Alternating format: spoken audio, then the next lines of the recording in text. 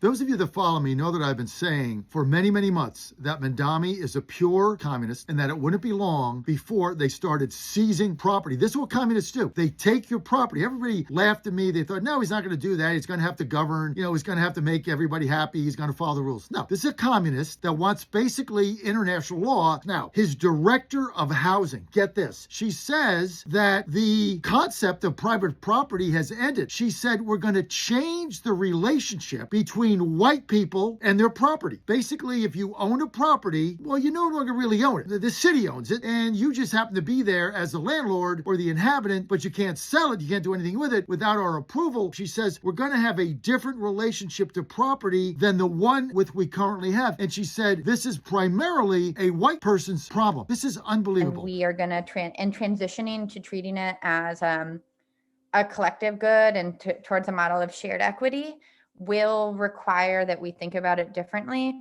And it will mean that families, especially white families, but some POC families who are homeowners as well, are going to have a different relationship to property than the one that we currently have. Now, if you think this guy's a joke, you better think again. If you own something right now in New York City, you've worked your whole life, you've followed the rules, you've paid your taxes, you were able to buy something, you own it, you live there, or maybe you have a little office complex or something. Basically, what Mamdani is saying is you no longer own that. The city owns it because you can't sell it without our approval. And in order to sell it, you're going to have to go through all this red tape, and we have first dibs at it, and we're going to make you sell it for the market price. Whatever we determine that is, doesn't matter what you think it is, it's what we think it is. This is where we're going with this. Basically, if you own property in New York City now, they lock you in. Remember everybody said, well, we're just going to leave? See, now they make it so you can't leave, because if you leave, you can't sell your property. This is what communists does. They're going to take everything over. Like, if you own a business and you're renting, you got to get out of there, because they're going to tax you into oblivion. But look, he got 50% of the vote. His approval rating is 70%. That's because they've told everybody you're going to continue to get free stuff until we run out of free stuff. And then we're going to ask the federal government to give us free stuff. And then if they don't, there's going to be riots. Now, he had 100,000 strong volunteer army.